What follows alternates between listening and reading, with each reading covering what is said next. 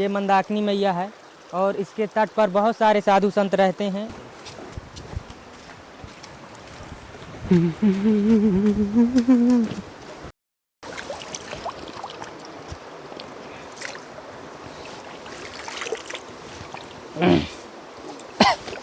कहते हैं चित्रकूट के घाट में भय संतन के भीड़, तुलसीदास चंदन घिसें तिलक करें रघुवीर। नमस्कार दोस्तों, मैं आपके धार्मिक सफ़र का दोस्त आशीष कुमार एक बार फिर से स्वागत करता हूं अपने इस धार्मिक यूट्यूब चैनल रहस्यमय दुनिया में।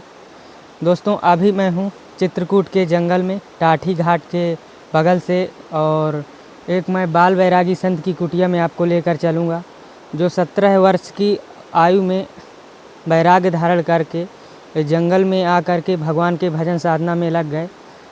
जब लोग अपनी गृहस्थी बनाने में लगते हैं तब वो अपना घर बार छोड़कर, माता पिता छोड़कर ऐसे जंगल में आ गए और भगवान के भजन साधना में लीन हो गए। तो चलिए महाराज जी से आशीर्वाद प्राप्त करते हैं और देखते हैं, ऐसे संत भगवान के दर्शन करते हैं और उनसे पूछताछ करते हैं, सत्संग करते हैं कि वैराग्य क्यों ले लिए और वैराग्य लेने में क्या क्या कठिनाइयाँ आती हैं। सारी चीज़ पूछेंगे और उनके पूरे रहन सहन के साथ, दिनचर्या के साथ दर्शन करेंगे। तो वीडियो के अंत तक बने रहिएगा। देखिए दोस्तों, कुछ इस प्रकार के रास्ते होते हैं साधु संतों की कुटिया में जाने के लिए। और ये देखिए कितने पुराने पेड़ लगे हुए हैं। और देखिए यहाँ पर दो नदियों का उद्गम है और एक वहाँ से आती है, उद्गम नहीं है, आती है, यहाँ पर संगम है। और देखिए ये है, और ये टाठी घाट का मेन स्थान है। यहाँ पर बहुत सारे साधु संत आते हैं पूजा करने के लिए। और देखिए ये है रास्ता महाराज जी की कुटिया में जाने के लिए। आइए दोस्तों, चलते हैं महाराज जी की कुटिया में। और महाराज जी की कुटिया दोस्तों ये दिखाई दे रही है। ये देखिए दोस्तों, ये है महाराज जी की कुटिया। बिल्कुल साधारण सी घास फूस की बनी हुई है। और महाराज जी अपनी कुटिया के चारों तरफ का परिसर जो है पूरा साफ़ सफाई और स्वच्छ रखे हुए हैं। महाराज जी अभी दिखाई नहीं दे रहे हैं, लगता है मंदाकिनी मैया में स्नान करने गए होंगे। तो चलिए मैं महाराज जी की कुटिया के अंदर का भी दृश्य दिखा देता हूँ। और देखिए यहाँ पर महाराज जी भजन साधना करते हैं। और ये है महाराज जी की कुटिया का, तो पहली वाली कुटिया का प्रवेश द्वार। ये देखिए कुछ इस प्रकार का। और देखेंगे बिल्कुल साधारण सी अंदर सी कुटिया है और ऊपर पन्नी भी नहीं है। और देखिए यहाँ पर एक ये खुरपी और ये लाइट रखी हुई है और ये साधारण सा बिस्तर है।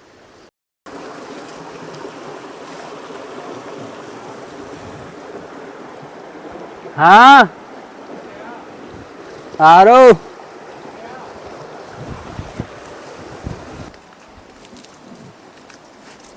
देखिए दोस्तों, महाराज जी अब अपनी कुटिया में जाएंगे।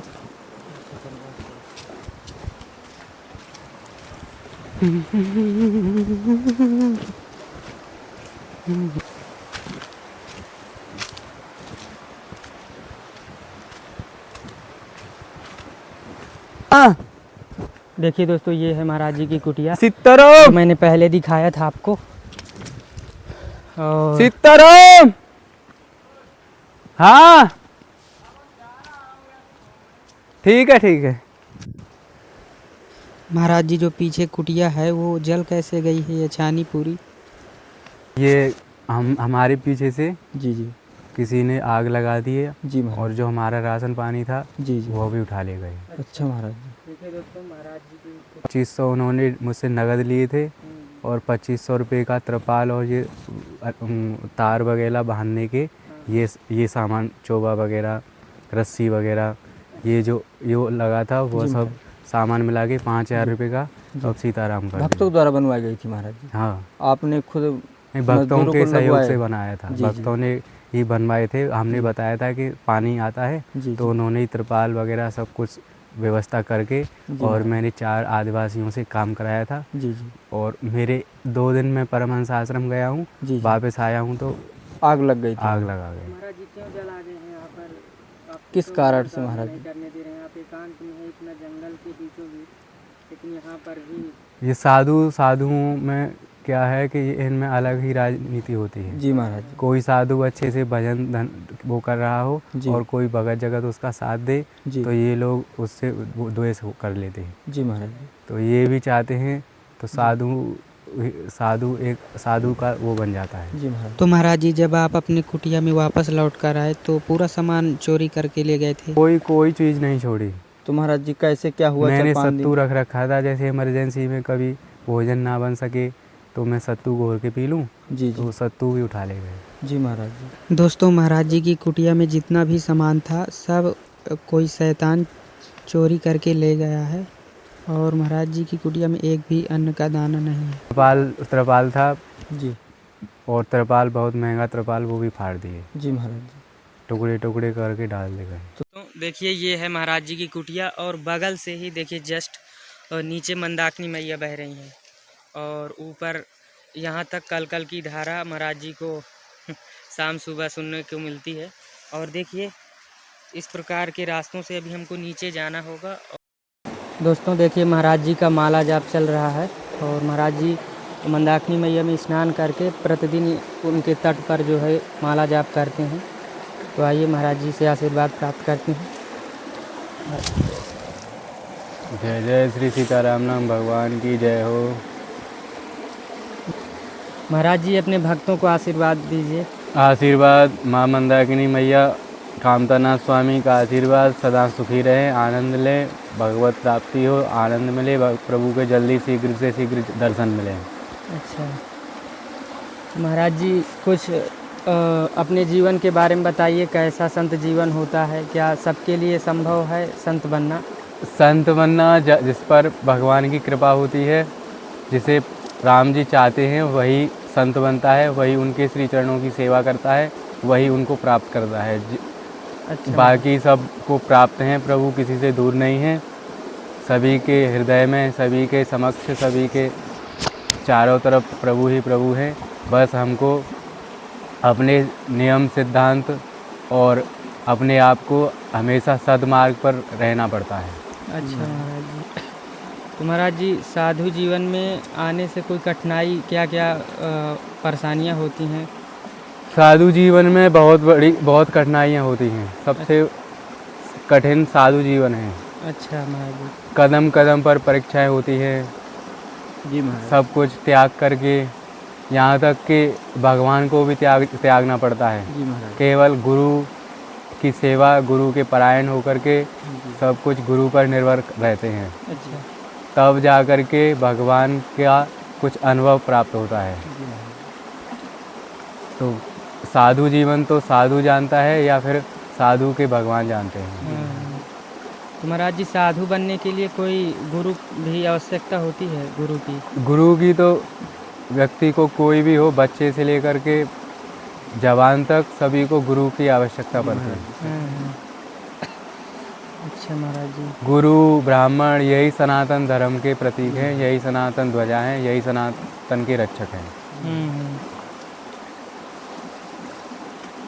तो और महाराज जी, आप कब से वैराग्य ले लिए हैं महाराज जी? आप बचपन से ही लगता है, आपकी हाँ। ज़्यादा उम्र भी नहीं है। मैं 17 साल का था, हाँ। उस समय से मैं वैराग्य लिया था। अब मैं 37 वर्ष का होने जा रहा हूँ।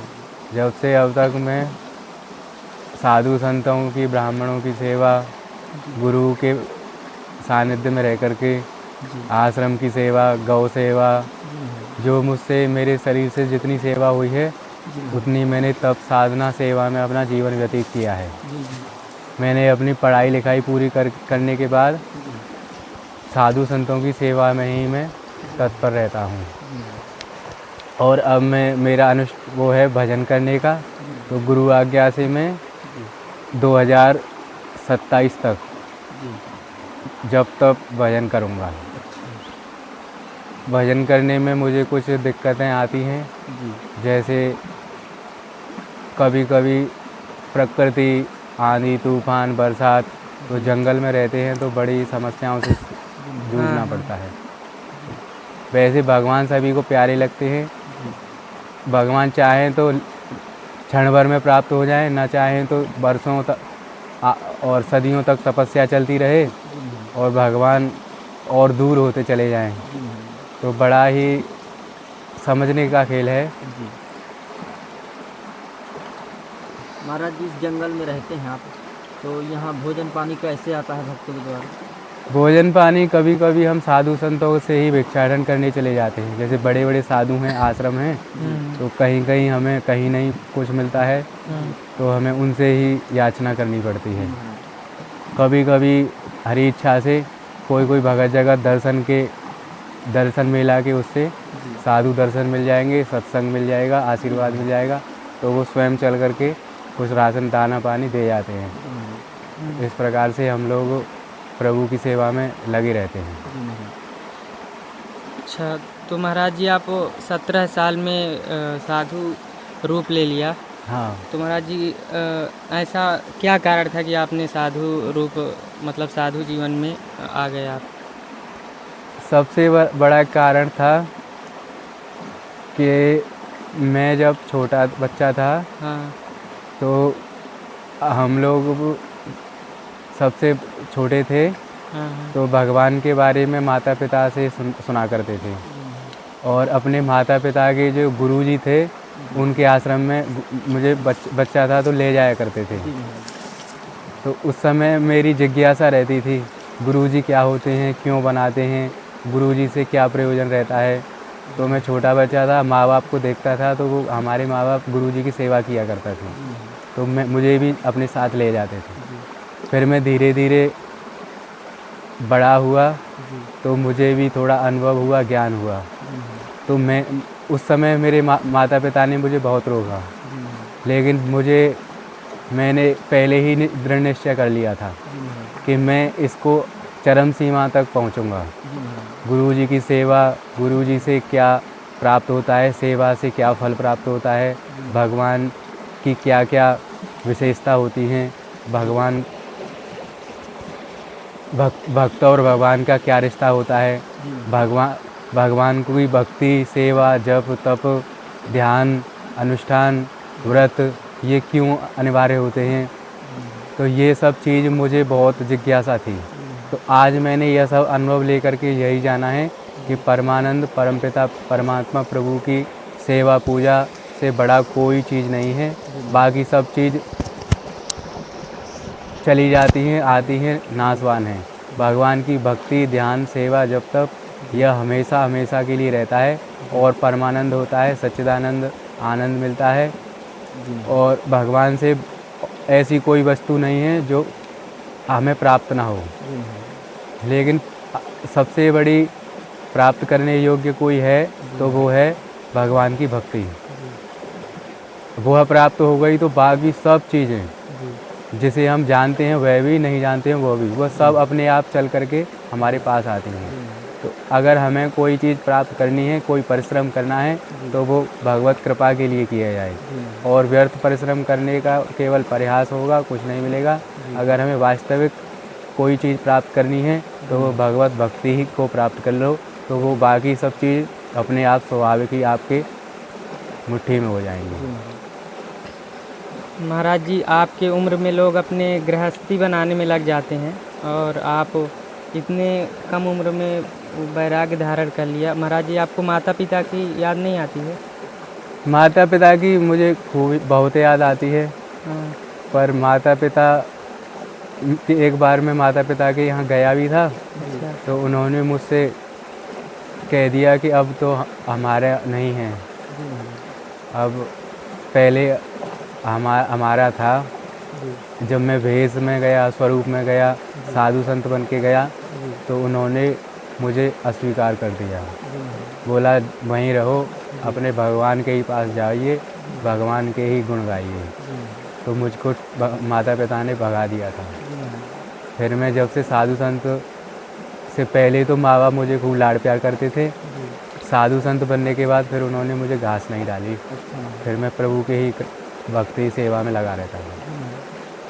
महाराज जी, जब वहाँ से आप आए घर से साधु संत के रूप में, तो कहाँ कहाँ भटके और इस चित्रकूट भूमि में कब आए महाराज? चित्रकूट में तो मैं 2021 में आया था। जी महाराज। उससे पहले मैं गोवर्धन, वृंदावन, निधिवन, निकुंजवन, बरसाना, वृंदावन और अपने मथुरा, 84 कोस जी जठेरी धाम, जी वहीं पर मैं अब जी महाराज गुरु जी के साथ भ्रमण किया करता जी था। महाराज। तो आप महाराज जी चित्रकूट क्यों इतना पसंद किए कि आप इतना जंगल में आए और इतने स्थान गए, तो वहाँ क्यों नहीं आप रुक पाए? चित्रकूट में मुझे सबसे अच्छा यह लगा कि मैंने दुनिया में तमाम मंदिरों के, देवालयों के और महापुरुषों के दर्शन किए, सेवा किए, सानिध्य प्राप्त किया, उनके आशीर्वाद लिए। लेकिन जो एकांत साधना और जो एक योगी की, एक साधक की जो इच्छा होती है कि एकांत में भजन किया जाए, वह चित्रकूट में ही संभव हो पाता है। अच्छा महाराज बाकी जगह भगत जगत पहुंच जाते हैं जी और फिर वही बात हो जाती है। जी महाराज तो एक साधक को चाहिए कि ज़्यादा नहीं 40 दिन, 25 दिन, 30 दिन भगवान का निरंतर ध्यान करने के लिए जी एक गंगा जी का किनारा हो, गंगा जी का तट हो, वहाँ पर भजन करने का एक अलग ही अनुभव प्राप्त होता है। जी महाराज तो महाराज जी कुछ भक्तों को भी संदेश दीजिए अपना कि कैसे घर में रहकर भक्ति करें और सुख समृद्धि बनी रहे घर में।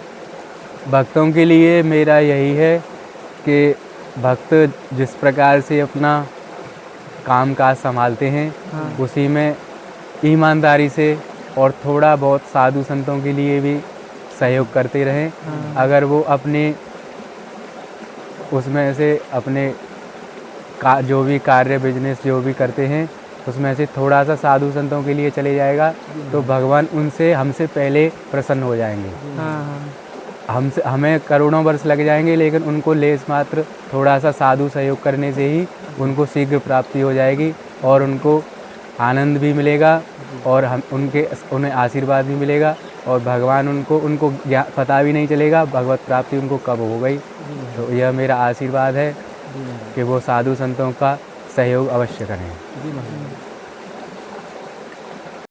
कुछ छोटी मोटी जो हमसे बनता है सेवा सामग्री है उसे ग्रहण करिए, हम आपके देने योग्य नहीं हैं और आशीर्वाद दीजिए। आशीर्वाद।